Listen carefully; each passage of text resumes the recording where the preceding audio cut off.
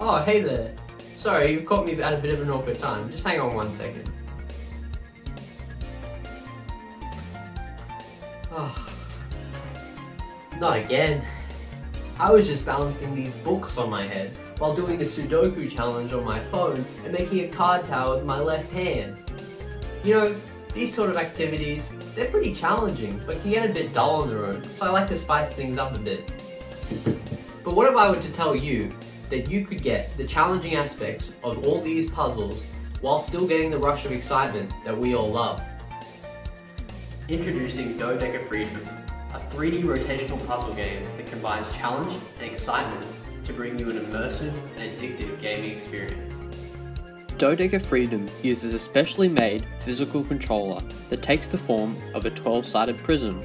Each face of the controller has its own specific colour, so it can be easily distinguished by a player. So now that you've been introduced to our controller, let's get Dodeca going. To begin the game, players will be required to hold the prism by 2 faces, 1 hand per face. Touch sensors embedded in each face of the prism will detect which faces are currently being held by the player and send this information directly to the game's database.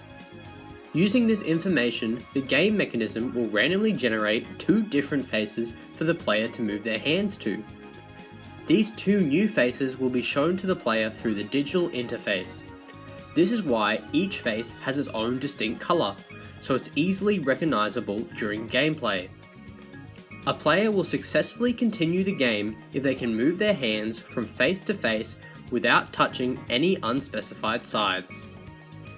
The game probably wouldn't be that exciting if this made up the entirety of the interaction, so each hand move will be restricted by a time limit and points will be given depending on how fast the move can be completed. As players successfully progress through each move, the time required for the next move will decrease, so as the game continues, it will become harder and harder. Let's walk through an example to clarify the details. A player is currently holding the dodecahedron with 1 hand on blue and another on green. The interface communicates to the player that the next move required is to move to the yellow and red faces and that they have 5 seconds to do so.